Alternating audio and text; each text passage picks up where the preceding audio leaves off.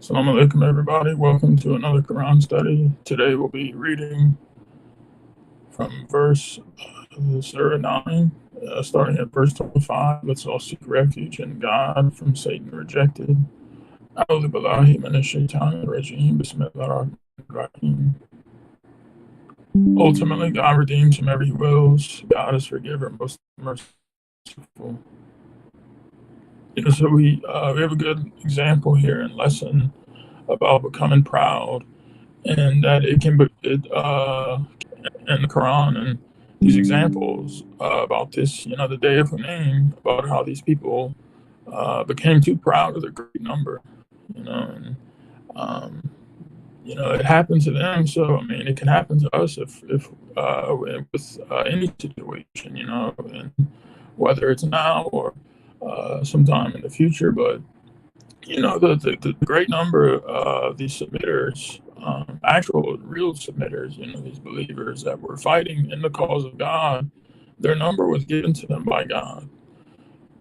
So understanding it in this way and context, we realize that there's no reason to be proud. The better mindset that we should always have is to be grateful of the support that we get from God.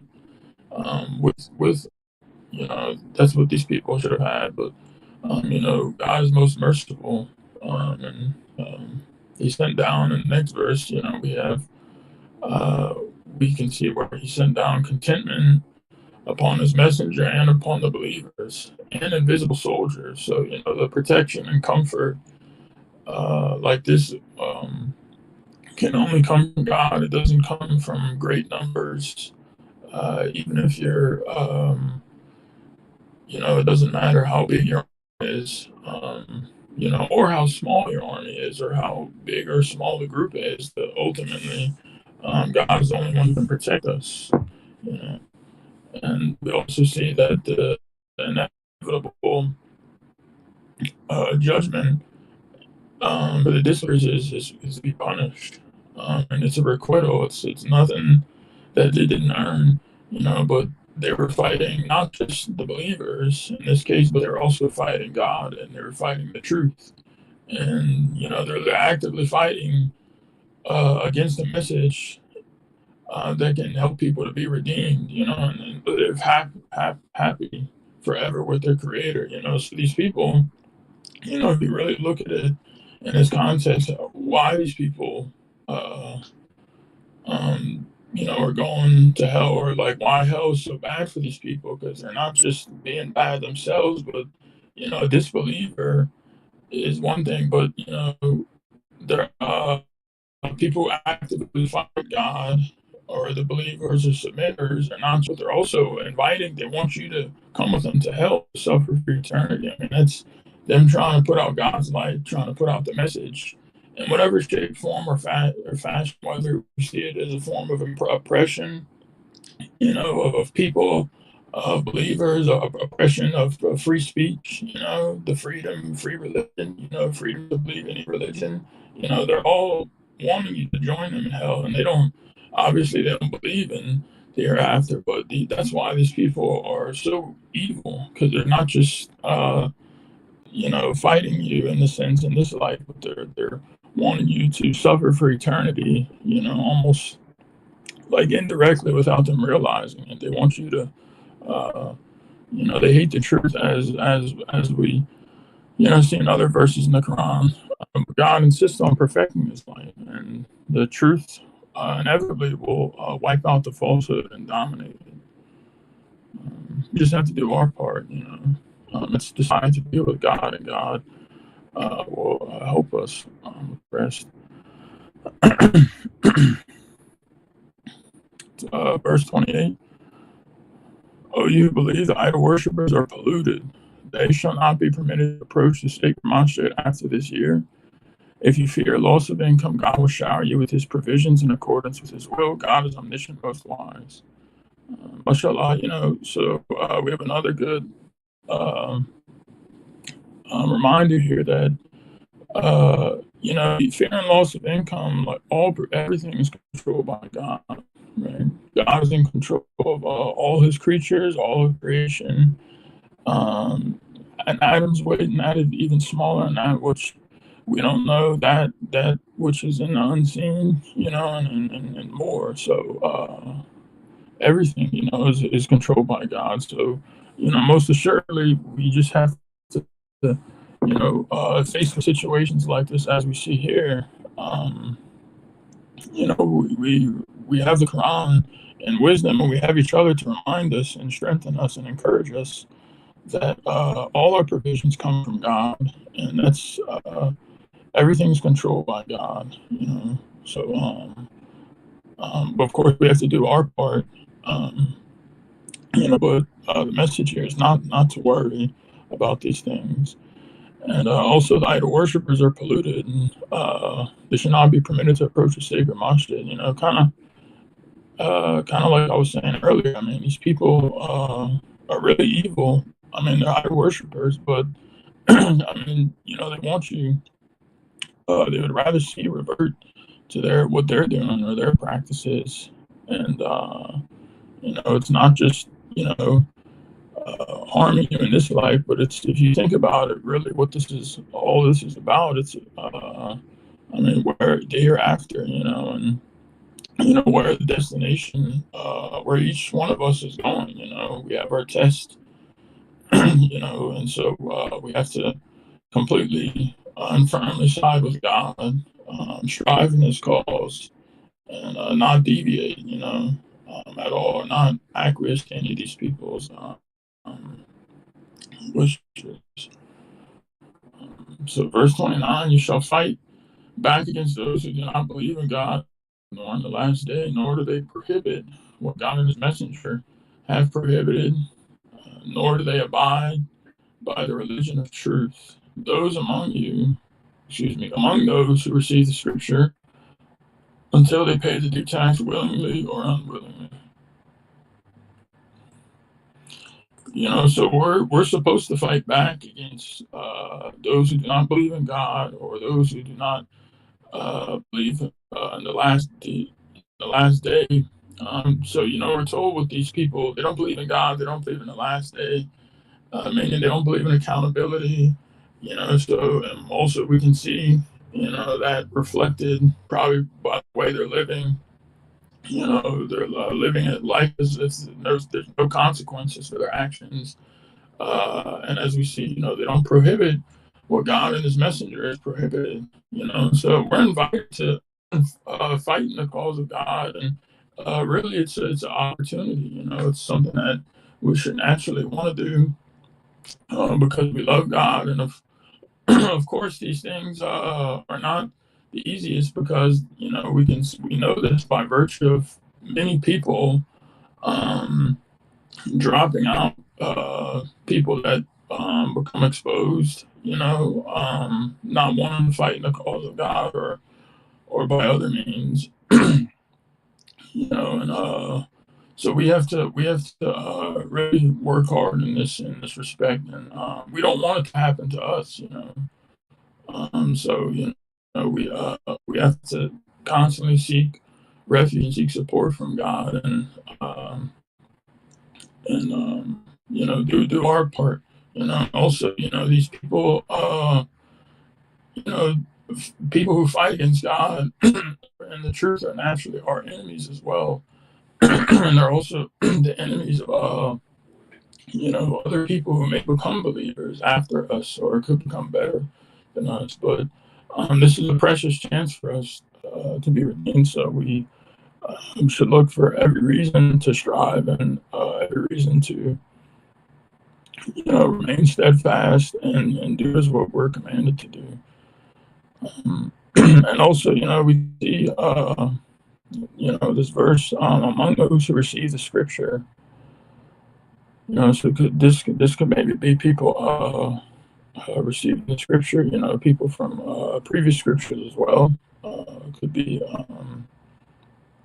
you know, but these people don't abide by the religion of truth. Which is worshiping God alone. So whether you're a Christian, And if you worship an idol, if you worship God alone as a true Christian, and that's you're actually a Christian. But if you're not, and if you're worshiping Jesus, or if you're worshiping God alone, and you come across these revelations, the New Testament, the final Testament, the Quran, you're failing your test because it's the same test that how they've been tested in the past before, right?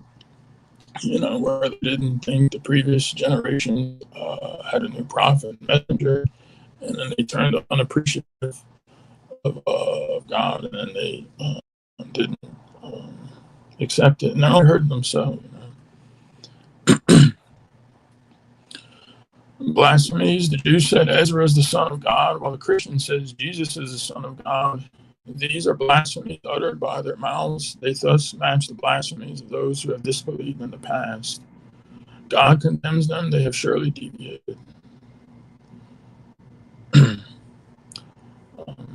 Upholding the teachings of religious leaders instead of God's teachings, they have set up the religious leaders and scholars as lords instead of God. Others deify the Messiah, son of Mary.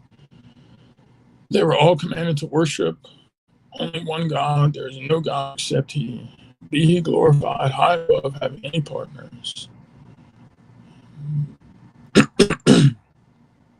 So these are blasphemies, and this is what the real blasphemy is. Christians, as I've seen myself and grew up around it. It's something that they like to throw around the word blasphemy a lot. Um, Towards atheists or disbelievers, or if someone's mocking Jesus or the religion, which isn't good. Right? Shouldn't do that to God's prophets or messengers or any um, or any any of the scripture, but they don't understand what the real blasphemy is what they're actually committing.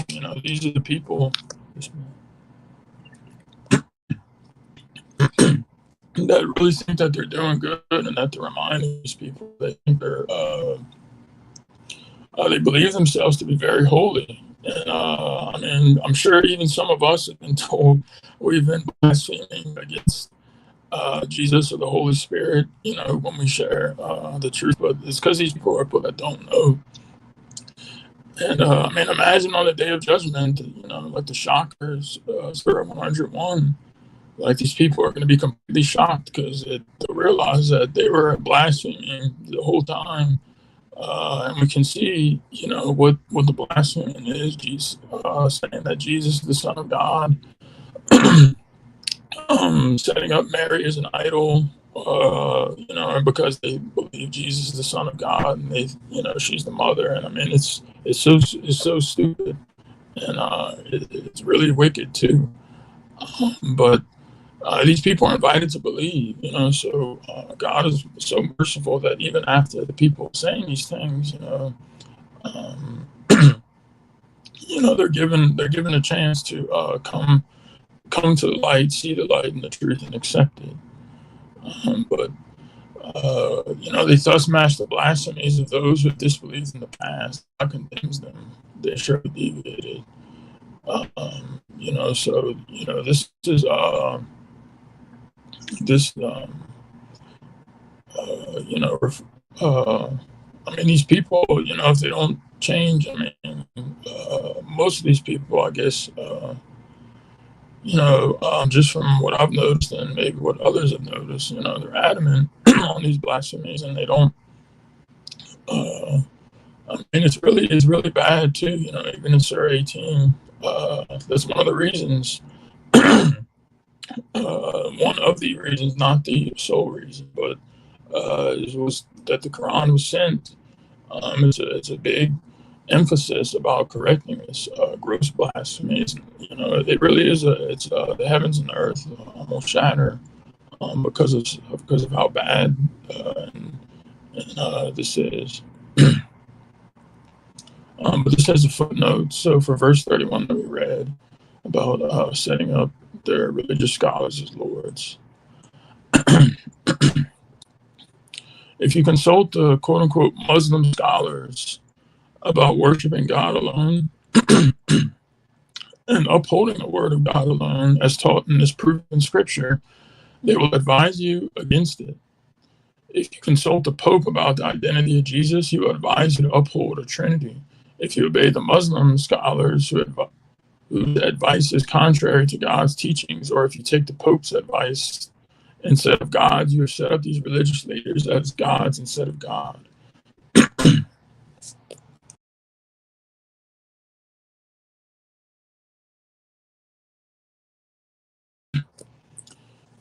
Um, so yeah, we see here, and even if you tell these people what they're doing, that they're worshiping, it's essentially what they are. They're setting up their scholars and religious leaders as lords. They're listening to them for what God has taught. And they're also not just that, they're disobeying our messengers and our prophets that they claim to love so much and believe in, which actually they hate. Jesus himself said, and I'm sure it's also been, the same thing that other prophets and messengers have said, but it's even recorded in the scripture said, those who hate me will disobey me and basically set him up as a Lord. I mean, maybe he was given knowledge, he knew about, some of these things. I mean, we also have the example of when they tried to pray to him, he turned away from them, and he he said, your father Satan. So I mean, these people are really worshiping Satan. If you remind them, it's their ego that will prevent them from believing. I mean, excuse me. I just had a situation I reminded of someone close to me, and the response is usually the same. They don't they're blocked, or for some reason there's not even an ounce or sliver of I think from what I can see of them wanting to err on the side of truth, or actually wanting to be able to see this and worship and be satisfied with worshiping God alone.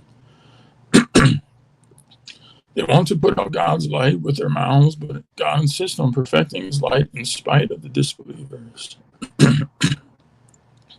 Excuse me.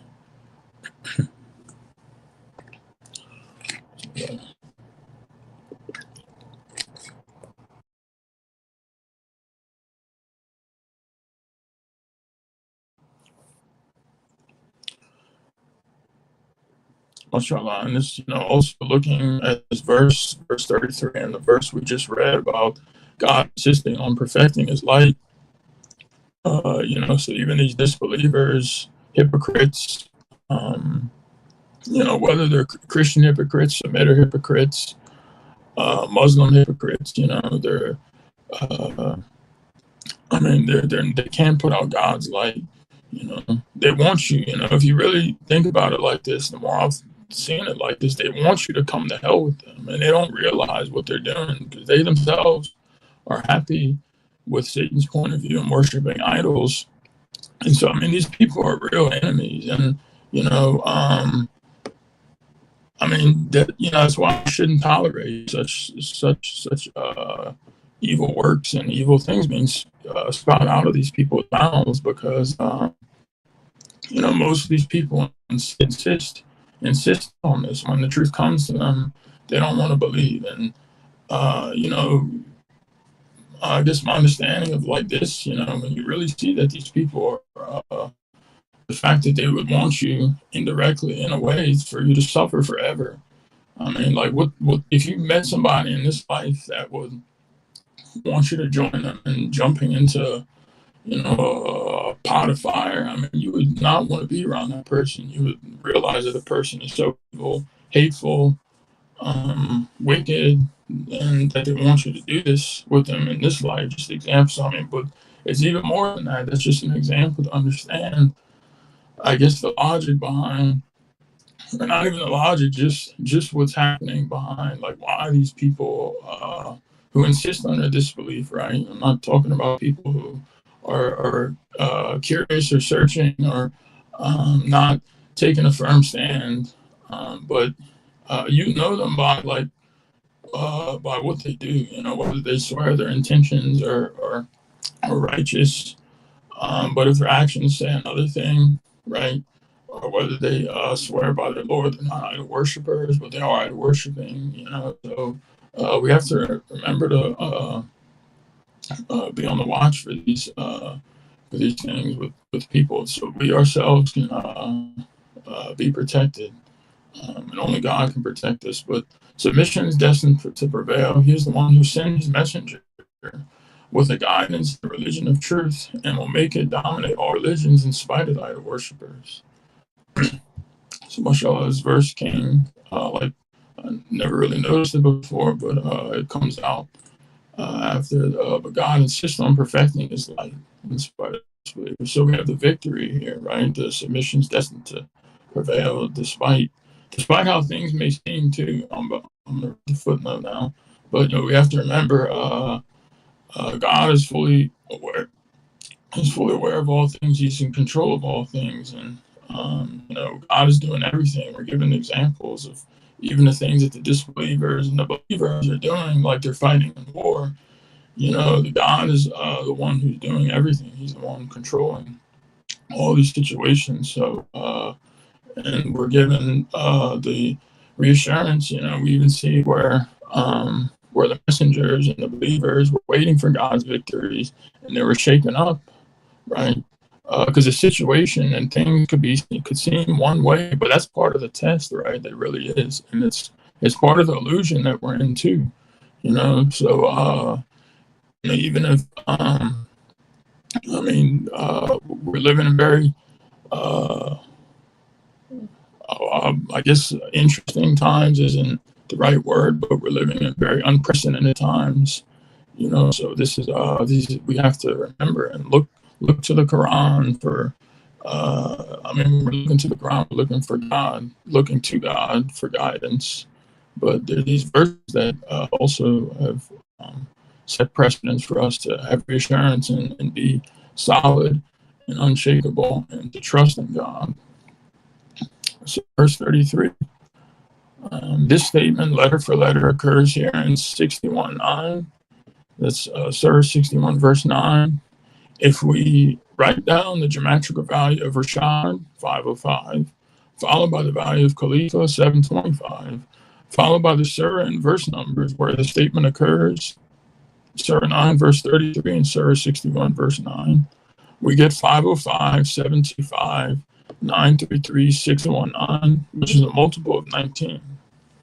So zoom in. So this is a big number, 505, 725. And this is a multiple of 19. This confirms that the messenger here is Rashad Khalifa. Additionally, the number of verses from Surah 9, verse 33 to Surah 61, verse 9 is 3,902. And then plus 9, plus 33, plus 61, plus 9, plus the value of Rashad Khalifa 1230 is 5,244, also a multiple of 19. The geometrical value of 933 and 61.9 calculated by adding the values of every letter is 7,858. By adding this number plus the number of letters in the two verses, 120, plus the number of verses from 933 to 61.9, 3,902, plus the value of Rashad Khalifa, right? We get 7,858 plus the 120, plus the 3,902. You know, that's the amount of verse between it and Rashad Khalifa's magical value, and that equals 13,110 or 13110, and that equals 19 times 690. See appendices 1, 2, and 6. Mashallah, this is important. You know, this verse that we have, as it said in the footnote, the messenger, this confirms that the messenger is Rashad Khalifa. You know, so this isn't referring to Muhammad, the prophet messenger. This is referring to our messenger, and for this generation and the subsequent generations till the end of the world. in this final testament and the mathematical miracle, and this is Rashad Khalifa. So this is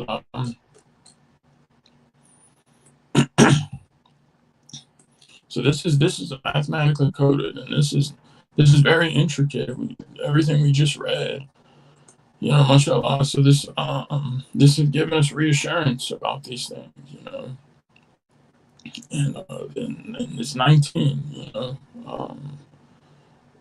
God's signature on His creation, and so this will be submission will be the dominant religion, and it's destined to prevail. In spite of the disbelievers, in spite of their wishes, in spite of what the idol worshippers wish. They can wish all they want. They can even try all they want, but they're going to be the losers. And God willing, many will become submitters. Um, Beware of professional religionists, and said idol worshippers that are going to become losers. Meaning these people that insist on the idol worshiper until death, and that they actively viciously fight the truth, hate the truth, hate the submitters. I mean, there's a lot of people out there that are like this, and then there's of course, other people, many people that God willing will become believers, and we'll see this. But as far as we're concerned, we have to do our part, and especially because this is for prior to the victory, this is a chance for us to send ahead so much, uh, send ahead for our souls a lot, and advance our souls. We need all the credit we can get. I mean, even if we, end up in the purgatory, like one of the last ones to be in the purgatory, that's like the best triumph ever because we still made it, and we're still, even, and we know the purgatory gets merged with lower heaven, and even that's going to be unfathomably beautiful, and you can be near God forever, be appreciative, be eternally secure and protected, not have to worry about going hungry or working a 9 to 5 job or whatever remotely or anything. You don't have to you know um, you're taken care of. I mean, so I'm even making it in that sense. We need all the credit we can get because the day of judgment is the universal conference, as the messenger of the covenant referred to it as. So it's the most important event that's coming. I think it was the most important day, that the universal conference. People all give a lot of thought and effort to important days like elections or presidential elections or memorials. There are these openings of whatever the case is. But this is just an illusion, right? And it's all a test. It's to distinguish the believers from disbelievers. It serves a purpose too. Is to prove that there's creatures that will worship God alone, completely free. And there's other creatures. And this is the freedom of choice, and we have to, as we know and explained, from the Quran, and clarified by our messenger, the covenant, Rashad Khalifa. The only decision we really make is to be with God or not, because that's God is running everything. That's what the understanding is, and God will help us in that decision. So, but we have to do our part. We can't just think like, oh, I'm going to make a decision to be with God and then not do anything, and then think, things will just fall out the sky for us, or something. If we have to strive or something, or print a Quran, or post a message, the computer will just post itself or make a video about it. Like, no, we have to, or the book will print itself. Like, no, we have to, this is part of us choosing to be with God. So we do these things, remember we have to, we could think or say one thing, but if our actions need to line up, have to line up if we want to be successful in this. Okay, kind of speed things up a little bit. Professional religionists, who believe many religious leaders and preachers take the people's money illicitly and repel from the path of God. Those who hoard the gold and silver and do not spend them in the cause of God promise them a painful retribution. The day will come when their gold and silver will be heated in the fire of hell and used to burn their foreheads and their sides and their backs. This is what you hoarded for yourselves, so taste what you have hoarded. So this is what they're going to be told. I mean, imagine these people are invited to spend the cause of God, which is the best investment, and it belongs to God anyway. The gold and the silver, and it's just an illusion, and they can't keep it. They can't. They're going to die. Like, why don't these people like this? I mean, or even if they're coming from an agnostic or atheist standpoint, at least something that can drive them to snap out of their disbelief somehow. I mean, there's so much wisdom and examples for people in the Quran, but we can see that we see this a lot. A lot of professional religionists, religious leaders, and preachers take the people's money illicitly, and I mean, it's very prevalent in Christianity. Extremely prevalent, like especially in the United States, and then also in Islam and other parts too. There's these spiritual teachers, right? I've seen these quacks and these people be exposed. Their videos and stuff. They all end up getting exposed eventually for being a fraud, but they're after people's money, and then people will still give to these people knowingly, but.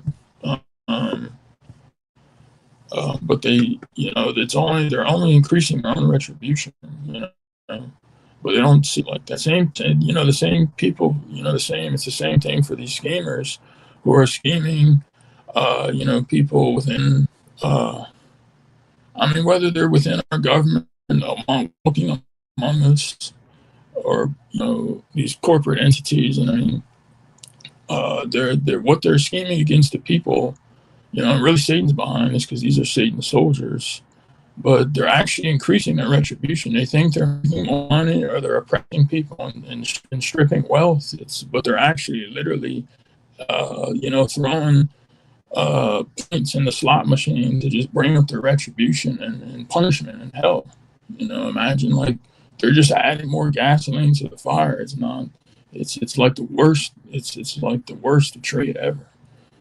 So it's a system designed, I guess, to also, serve as a punishment for these people, because of how evil they are. And instead of, in the hoarding, and instead of spending in the cause of God, also, I mean, this isn't just, referring, I mean, obviously this will happen to people who spend against God's cause, like how there's Arabs that will actively spend millions, maybe billions, but millions at least, trying to put out God's message. I mean, but this is just referring to people who don't spend, and that steal from the people, so this is people, preachers and pastors and whatnot, to just take the people's money and build themselves these huge houses. I mean, there's a lot of examples, but,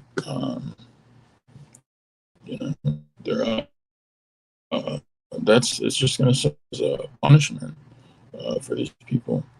God's system, 12 months per year. The count of months, as far as God is concerned, is 12. This has been God's law since the day He created the heavens and the earth. 4 of them are sacred. This is the perfect religion. You shall not wrong your souls by fighting during the sacred months. However, you may declare all-out war against idol worshippers even during the sacred months.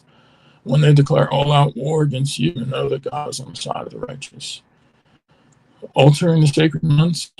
Altering the sacred months is a sign of excessive disbelief. It augments the strain of those who have disbelieved. They alternate the sacred months and the regular months while preserving the number of months consecrated by God. They thus violate what God has consecrated. Their evil works are adorned in their eyes. God does not support the disbelieving people. So these two verses have footnotes 36 and 37.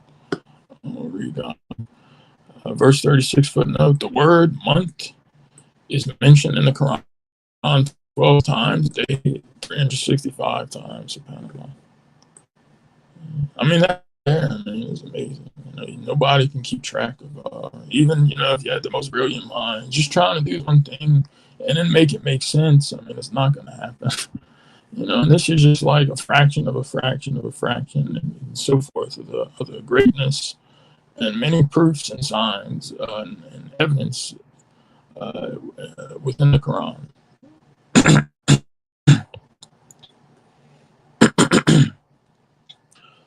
37 footnote.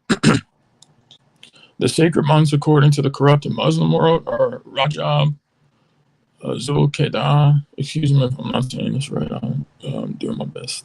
Zulhijjah and Muharram. And then 7, 11, 12, and number 1. So 7th, 11th, 12th, and first months of the Islamic calendar. A careful study of Quran, however, reveals that they should be Zul, Hijjah, Muharram, Safar, and Rabi. Rabi 1, I guess. 12th, 1st, 2nd, and 3rd months. See Appendix 15. So these people do this knowingly. And they're, for whatever reason, it's like, why would they alter the sacred months? Well, it's a sign, as we see in verse 37. It's a sign of excessive disbelief, just probably outright rebellion by these people. And even if they're disbelievers, why not just leave it alone? But we can see it augments the strain of those who have disbelieved. They alternate the sacred months and regular months while preserving a number of months.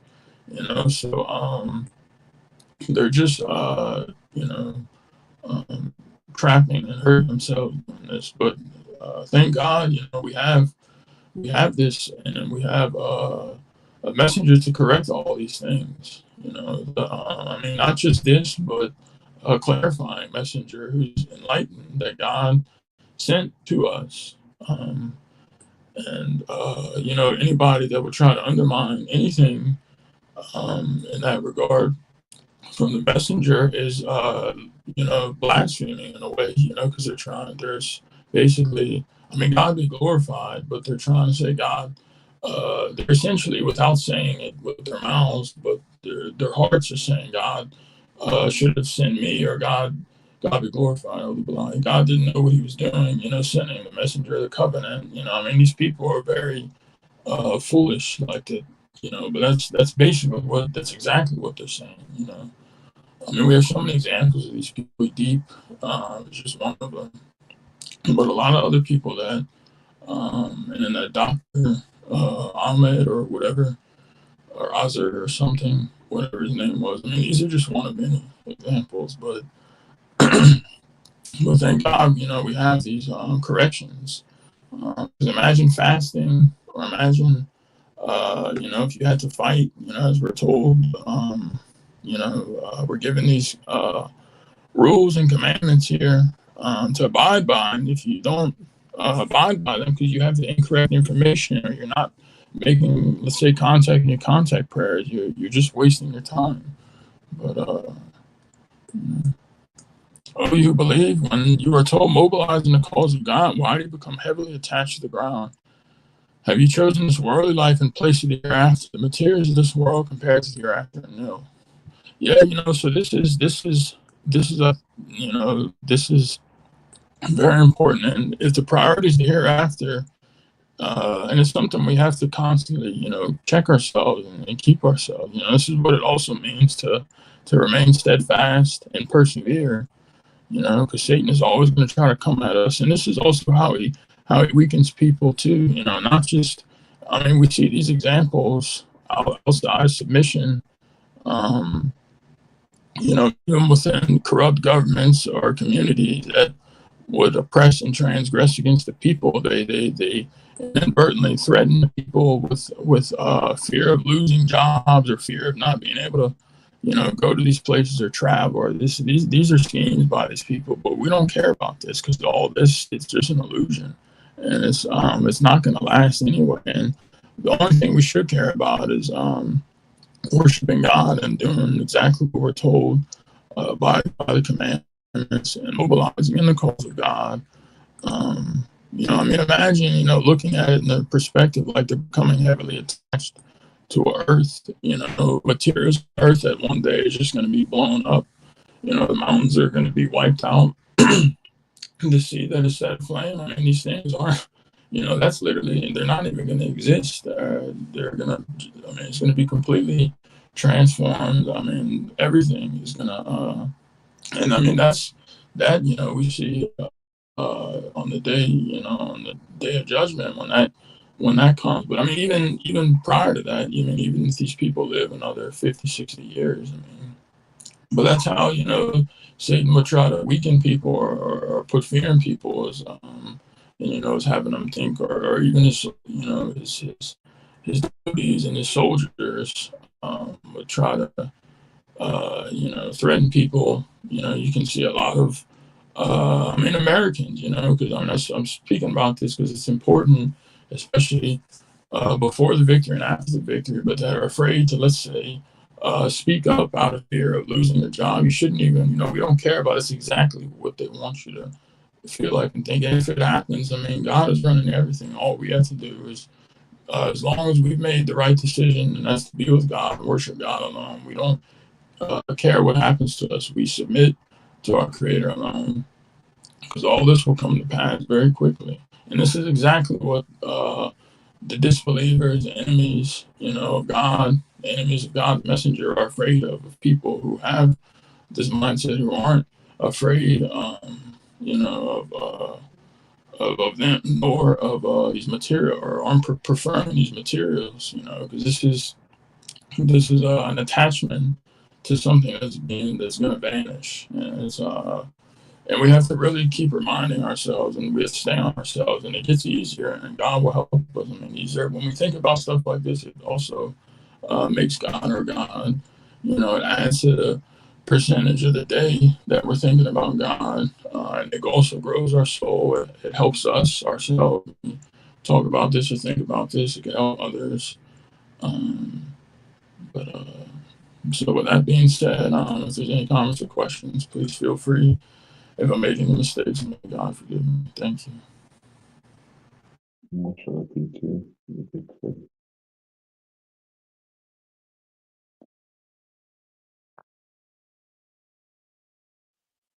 Mashallah, brother, very good study.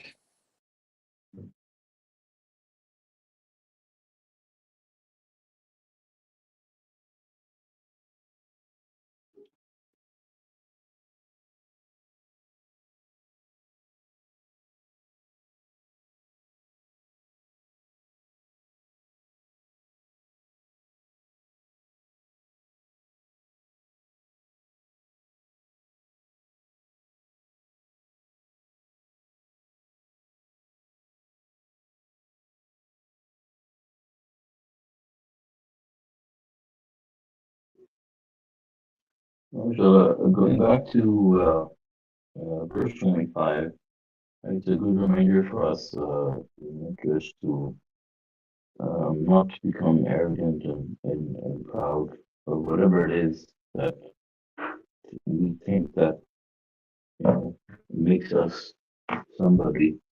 To always remember that all the blessings we have in this life, whether they're physical or financial or intellectual, or that whatever knowledge we have and whatever it is that we feel so proud of or arrogant about, that these are all things from God. And so there's nothing great about us. Like, if it was, and everything we have is the mercy of God. So there's no reason for anybody, to be arrogant.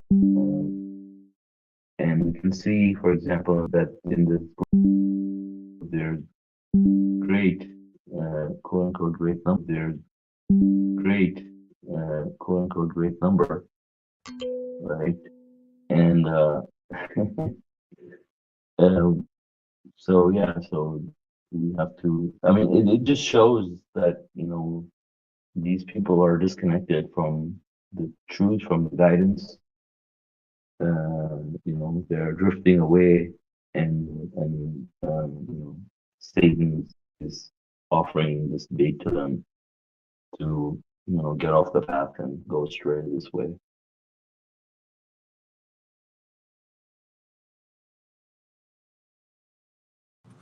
Mashallah. Yeah, very good reminder for us. Um, yeah, these people, I mean, people's numbers cannot see them. I mean, you see the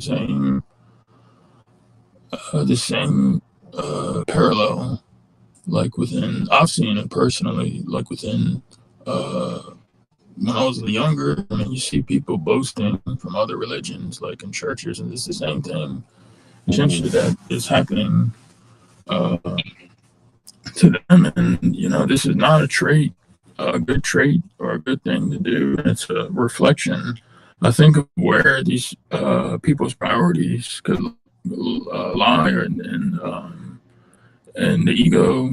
As you had mentioned, yeah, the ego is it's what preventing. I mean, it's really something to think about, because it's literally the thing that's preventing. It's caused our exile into this world, but it's also preventing most of us. I forget the exact footnote, but it's what is Mm-hmm. what prevents most of us from being redeemed back into God's kingdom.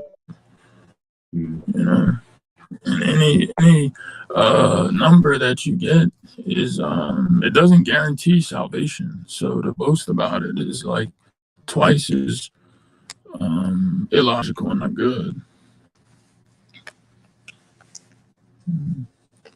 I mean, it's the same thing. Like, people boast about a great number in a church, but yet these people are all idol worshippers. So, um, but yeah, we have a lot of good. They're like the cats that could be on the cover of like the food and stuff, like you see in the pet stores. Yeah, especially this one, can be Like the cat, very, the cat tree. yeah. Yeah, yeah, the pictures. Yeah, you sent before, and like they're Hmm. like model pictures. Yeah, yeah, this It's one like is almost model. every day.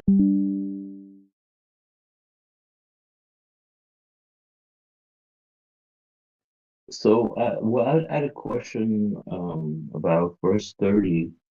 Um, and I've asked this question and asked others in the past, but I haven't really received a concrete response.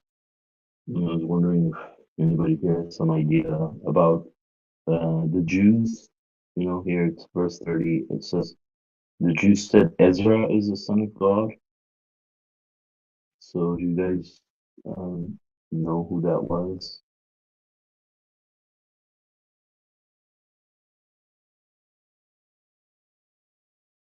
If he was, I mean, of course he was, claimed to be son of God, but are there any references he was aware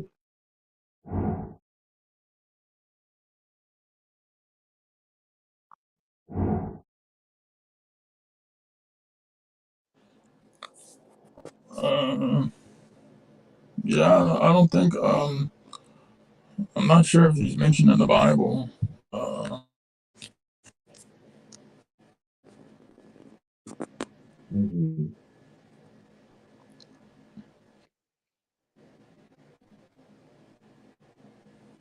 I think, like Brother Joffrey, maybe I think he might have been a prophet from. I I think he know was maybe a Ezra. prophet. Yeah, I mean Ezra.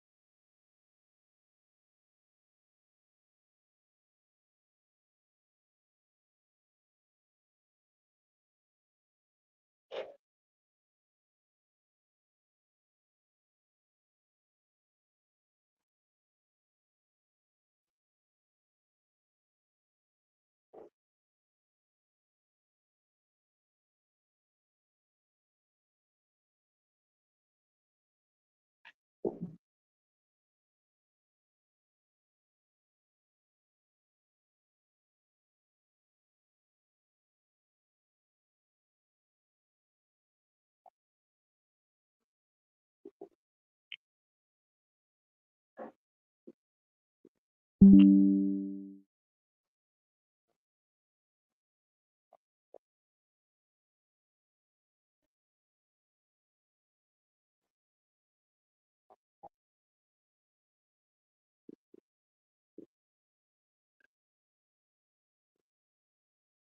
mashallah. So I also wanted to comment on verse 33. Um, in verse 33, it it talks about how submission is destined to prevail, and this is a Quranic prophecy, so we know that's going to happen. And the Messenger of the Covenant talks about this also, and he says that submission will prevail um, within 50 years from when he actually says that. And it is nearing that 50-year, like, he didn't say absolutely 50 years. I mean, but it's around, more or less around the same time, right? And and I think it makes sense that smoke should happen. Yeah, max 50 years, right? Yeah, so I mean it's coming to that max, and so I believe that also is another proof that, I mean, smoke is not most likely going to happen after submission prevails, because when submission prevails, everybody is a submitter, and then it doesn't make sense to have the smoke, right? So it should happen now when people have disbelieved, and these people need to be annihilated, and then submission will prevail, right? When the new people take over, and these tyrannical Arabs are annihilated, and people find out about the smoke, and suggests that this will happen, may happen right after the smoke, because I think there's less time. Because I think there's less time. Mention 14 years. Mention 14 years.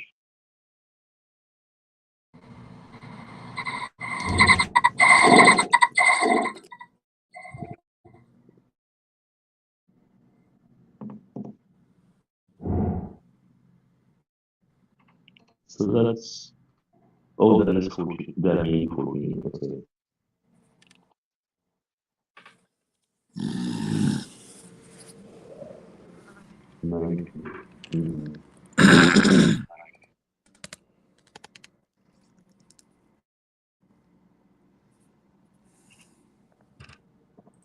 So that's 14 years max, right?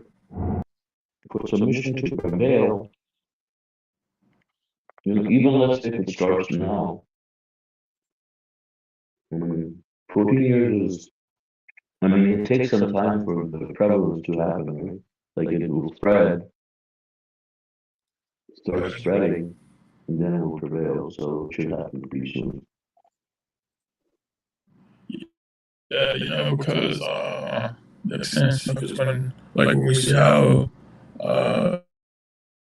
submission, um, I mean, not just like Islam, time Muhammad, but the Quran was being readers, very large, and that took. I mean, we know the Quran was revealed over the course of 23 years, right? So in a similar fashion, we will see that. Also too, for new systems to be established, like, I mean, once the people unite under God, under their submission, worship God alone, the evil tyrants, whether they're in the United States and Europe and Israel and Saudi Arabia and Russia, they're annihilated somehow, one way or another, because we're going to have military as doctors, lawyers, judges, and not to say like we can't have that. I mean, or we may not have that now. There could be, people don't know, but I mean, we know that it hasn't. The terrible schemes are going to be they're going to be taken out. The OBS keeps cutting in and out. Uh, But yeah, I was just saying that. Did you hear what I was saying about? Well, I was just saying, like as the did you hear about how I was mentioning like when Muhammad's time and stuff, and how the Quran, how there was yeah, I heard that multiple part. reports. Yeah, Uh, yeah. yeah, it's the same, similar thing that these transgressors, gamers, oppressors, tyrants are. We have to clean house with them. The only way we can see that's a byproduct of people of submission prevailing. People are going to be in positions within government, in different system infrastructure. Doctors, lawyers. I mean, everybody. Man, this is how these people are going to be overthrown once we unite under God. It's fight. Mm, And yeah, it's like the smoke is going to be that calamity, and I never thought about it like that, but yeah, it would make sense for the smoke to mm, uh, come yeah. after like everybody, because I mean they're gonna, you know, yeah, I Mm, mean they're gonna be informing and realize the exactly. messenger came release. So, yeah, that makes sense. If you think about what's happening in America, especially because of the messenger, that's really where the messenger came, you know? Mashallah, yeah. Mm.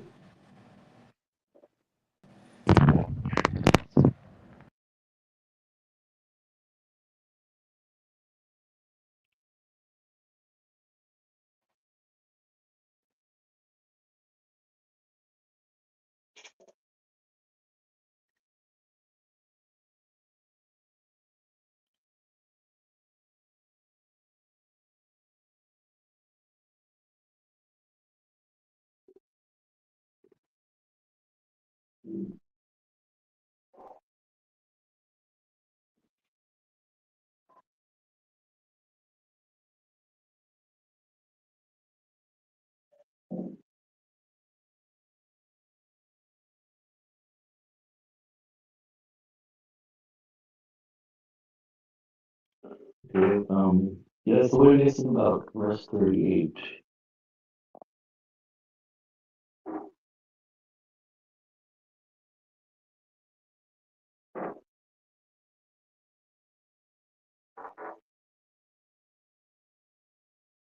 He's talking about the messenger of the covenant, right?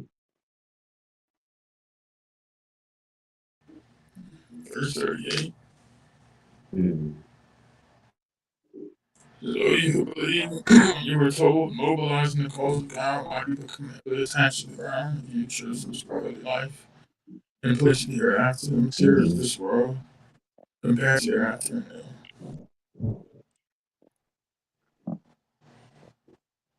Yeah, because, like, well, I guess I went too far. Like, I went to verse 40, yeah, all the way, and it says, if you fail to support him, and then parentheses it says the messenger, talking about the mobilization, mashallah. And yeah, this is the topic ahead, but it says, better believers strive in the cause of God. God willing. I will share my sermon on this too soon. Yeah, but I love the sermon you had sent. I think the PowerPoint was very good. So, I read, yeah, posting it to you too. That was a very, very good one. So many good points. Um, we're invited, invited to strive. It's really an opportunity. It's a blessing.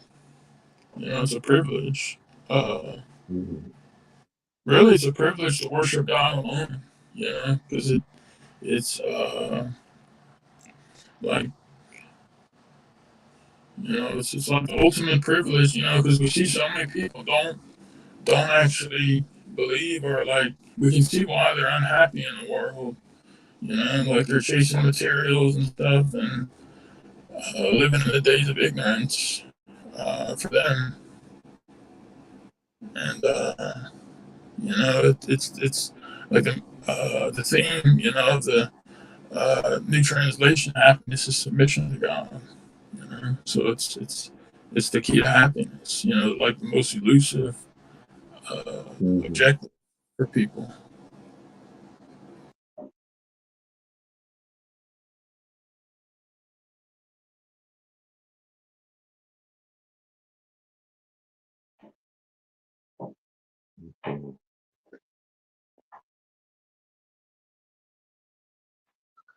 Yeah, it'd be very unfortunate for any of us not to strive.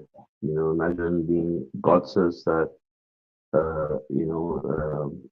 striving before the victory, those who strive before the victory, and God sent us to the time before the victory, and just before the victory, so it's like this is the prime time for us that God has sent us, and then someone chooses not to strive.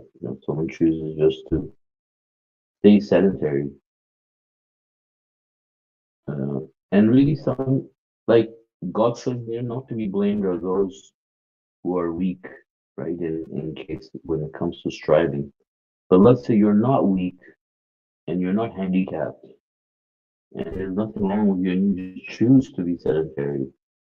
And that is wrong, right? That it will hurt the person, right? I mean, this is the same, for example, like when Moses,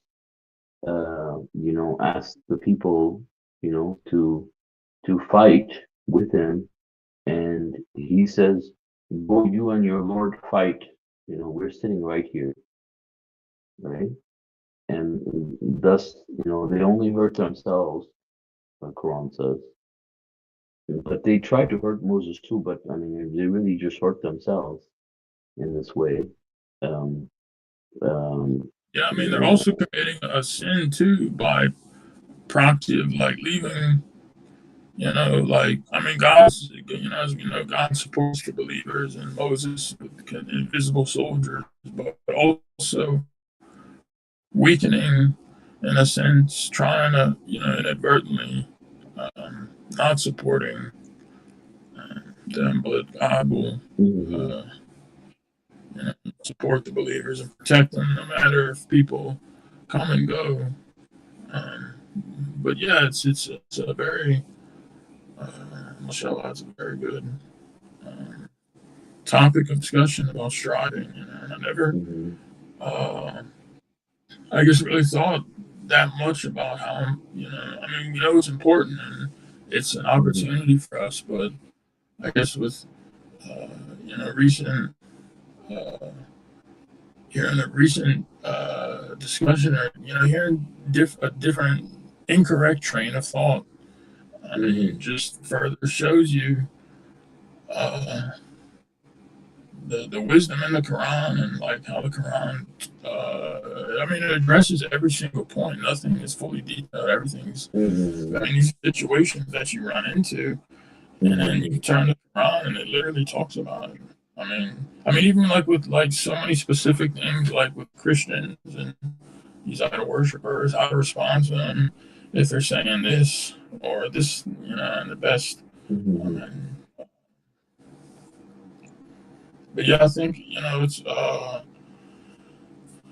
it's unappreciative too because it's like the CEO of your company gives you an opportunity to go on a training exhibition or training, let's say for 2 months to learn this. And when you do it and complete it, you're going to be qualified to, let's say, mhm. make 3 times the money, 4 times, Yeah, or no, ten it's like times. it's like And you have a it's like greater rank in this company. You have a greater rank in this yeah. company. You could be the vice chairman of the board. Marcelo, no, Marcelo, building off of the example you mentioned, I think I have an elaborate example. Imagine you're working for a company and the managers are offering you free training to turn you into the director of the company, and you say no, I just prefer to be the sweeper or the plumber. Right? Yeah, I mean, how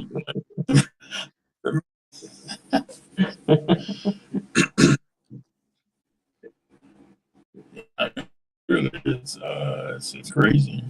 Mhm.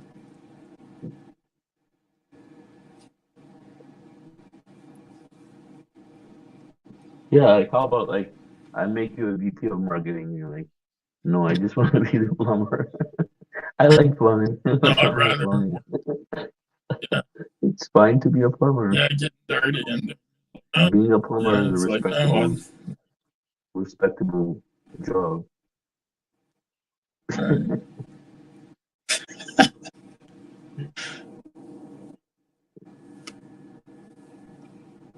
Yeah, I mean, it's like apathy, being apathetic, not Hmm. Hmm. caring, not wanting to strive and work hard. I mean, like, which Hmm. got us in here in the first place. Like, oh no, Hmm. it's gonna be easy. Oh, I won't have to do much. I won't have to work hard to pass the Right. test. I'll Hmm. pass it with colors. I don't even need to do much. Like, I don't need to. I'll Hmm. just, worship God alone, and that's it. I don't have to do, much. I don't have Hmm. to. It's not gonna be hard. I don't need to. It's the Hmm. same type of thinking, man. Really, Yeah. that if you have that, Hmm. it's not a good sign. It's very, Right. it's not a good sign. I mean, yeah. Right. Exactly. I mean, it's the I mean, same like, type of ignorance that leads to ego. That's part of the right. ego, right? Mm. Yeah, And people every fall in love time, with their opinion. yeah, sorry, go ahead. People fall in love with their ego. Yeah, yeah. People fall in love with their ego, and this also arrogant because when you know that striving has higher ranks, right? And you say no, I prefer to have the lower ranks. Like that also has to have some level of arrogance in the sense that you already feel like you're good enough that you don't need to be better. Like like if I'm not sure about Mhm. myself as a submitter, like I want to strive. So let's say I can just mishealth even, like say I have less credit, that if I start striving, maybe I'll go higher up the ranks, like maybe I can get extra more credit, because I'm really, hoping for God's mercy and to be saved, and I want to be as close to God as possible, right? So anybody who wants to be close to God as possible, I'm not saying like, no, what's wrong, like, that doesn't make sense. Yeah, I mean, like the messenger gave examples like about snacks and prayers and like how some of these things could Mm-hmm. just be barely enough to spare you hell. So Mm-hmm. by the same exact logic of why striving is so important, because I mean, it could Yeah. be the difference Hmm. for getting Yeah. like I don't know someone in the purgatory. I mean, even myself. I mean, who know? I mean, God willing. Uh, I mean, like, even that would be like the best triumph because Hmm. we're talking about eternity here, and then, I mean even the Hmm. lower heaven, it is unfathomably beautiful, but Hmm. like we just to be that, like to see what you're saying, like to be arrogant and to say, oh no, I'll just be sedentary and I'll probably make it. Like no, that could be the difference. Hmm. That extra bit of work that you need, to grow your Hmm. soul and to withstand God's Hmm. presence and to send ahead for yourself. That could be the difference. Hmm. To risk Yeah. your eternal hereafter on something Hmm. like that is not wise. Hmm. It's Yeah. appreciative. And I think another example would be, let's say you have an exam and you think you're so smart, like you don't need to study. Like, "Oh, I'm already so smart, like I don't need to study." And then also, like, we're Yeah, not doing all this so that we can barely save ourselves. We're doing this because right. we've come to the conclusion that God is our own Lord and Master, and we love God. And God says the believers are eager to strive, right? If you're a believer, that's a quality that comes with, being a believer, that you are eager to strive. And if you're not eager to strive, that just, and you are apathetic in some ways in that sense, then yeah, that shows that you're not a believer. Yeah, mashallah. I mean, that is such a big thing. Like, I think many people, I think, overlook. You know, um, the striving in the cause of God. I mean, God talks about it a lot in the Quran, right? And you would think that more submitters would take this seriously and learn from it, but we don't see that historically among submitters. Like, we don't see that. We see the messenger doing it and stuff, and some people doing it, but not all the submitters doing it, right? Or wanting to do it, yeah. Yeah.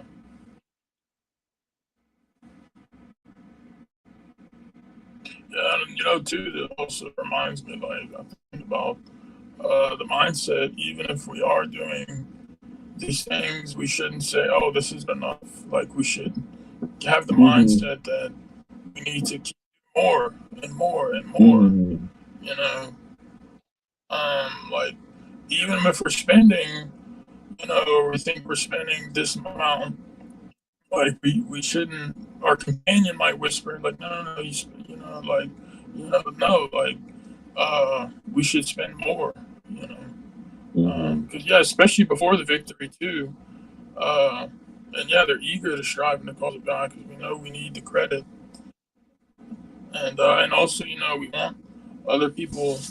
Uh, I mean, we ourselves, we have to worry about our own necks, but like even other people, like thinking back to ourselves, how we got the message, how fortunate we were, and I mean, that's just that doesn't even mean like the test, hasn't even begun. Like I get when we get the message, that's when the test uh begins, and Yeah. I mean, making it this far, and we have to keep uh, ourselves. We want to make it, but yeah, life is so short. Like Mm-hmm. just thinking about how quickly time passes. Mm-hmm. It's Really, you don't yeah. want to, like you hear those little sayings, like people have these little kind of worldly sayings, but I mean they do make sense. Like you don't want to look back in life and wish you would have done this and this. I mean, it's the same thing. I mean, like, but it's Mm-hmm. way more serious and it's a reality. Like, 10 years from now, you want to be able to, I mean, not, we have to be careful. Like, we don't want to be like satisfied or arrogant. Like, oh, yeah, I was glad I did, did so good or anything. But we want to not have the thinking like, oh, I could have, spent more, done this and that. I mean, to learn Mm-hmm. from, in that perspective, that's good to make our futures better. But, like, in a sense, Mm-hmm. especially before the victory, Yeah. and, and just constantly thinking about God, and that uh, yeah, God controls all our wealth and our provisions, and to Him we're returned. Mm-hmm. Yeah, I mean, it's like the most blessed opportunity we have as submitters. If Very you really true. think about how many people get the message, and then there's people that get the message, and then somehow Satan gets them, and they don't ever Mm-hmm. return. You know, they stay Yeah. in their ways or whatnot. So, um, Yep. And I guess.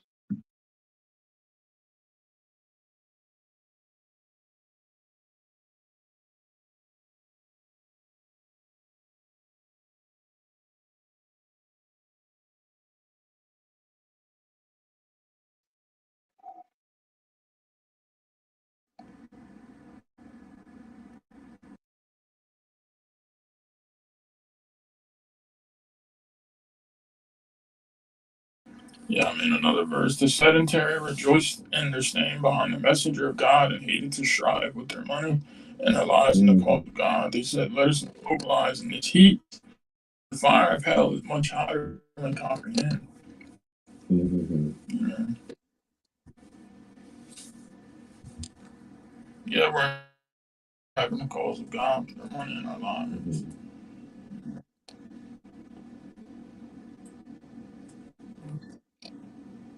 Yet it says true believers are eager to strive, verse 88. As for the messenger and Mm-hmm. those who believe with him, they eagerly strive with their money and their lives. They deserve all the good things they are winners.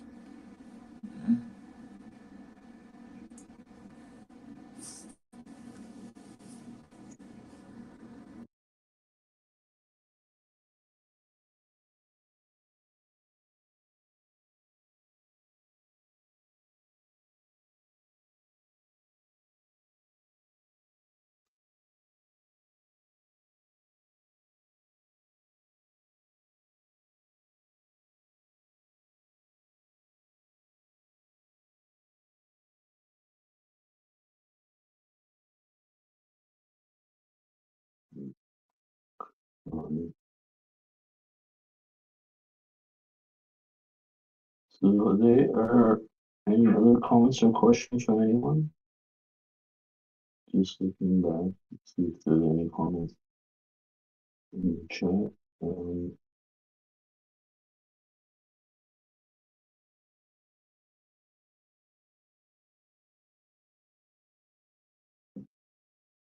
okay, so I guess if there are no comments or questions, God willing, we can conclude our study. Thank you all for joining us, and thank you, John, for leading the study. God willing, our next English Quran study would be on Saturday at 9:30 a.m. Pacific time. God bless you all. Assalamu alaikum. God bless you all. Salam alaikum. Brother John says thank you. He said salam alaikum. Salam alaikum. Assalamu alaikum, everybody. Salam alaikum, Chris. Bye-bye.